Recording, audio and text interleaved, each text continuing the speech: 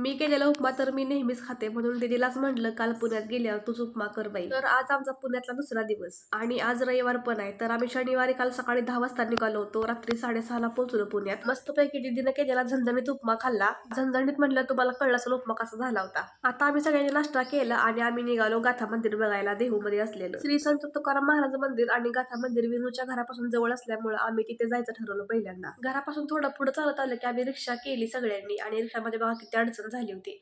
तर आता गाथा मंदिरात येऊन पोहोचलो. या सगळ्यांनी कपाळाला गंध लावला आणि मी पण लावला आता गंध बरं का. गाथा मंदिर बघितल्यावर डोळ्याची पापणी काय हालायला तयारच नव्हती, एवढं प्रसन्न वाटत होतं मंदिरात त्या. तर या नदीमध्ये संत तुकाराम महाराजांच्या गाथा बुडवल्या गेल्या होत्या आणि या नदीचं नाव आहे इंद्रायणी नदी. मंदिरात दर्शन घेता घेता दुपार झाली आणि घशाला कोरड पडली होती, त्यामुळे उसाचा रस प्यायचं ठरवलं आम्ही सगळ्यांनी उसाचा रस पिला आणि गोलूच आमचं फक्त एकच चाललं होतं की त्याला ट्रक घ्यायचा होता आणि ट्रक काय त्याला घेऊन देणार नव्हतो आम्ही, म्हणून तो रुसला होता आणि कुणाबरोबर बोलत नव्हता. माझ्याकडे तर येत पण नव्हता अजिबात. आता आम्ही आलो संत तुकाराम महाराजांच्या मंदिरात. तर मंदिरामध्ये सगळीकडे कॅमेरे अलाउड नाहीत, त्यामुळे व्हिडिओ काय केला नाही. नंतर आम्ही हॉटेलमध्ये जेवण केलं आणि घरी निघून आराम केला. भेटू पुढच्या व्हिडिओमध्ये. Bye bye.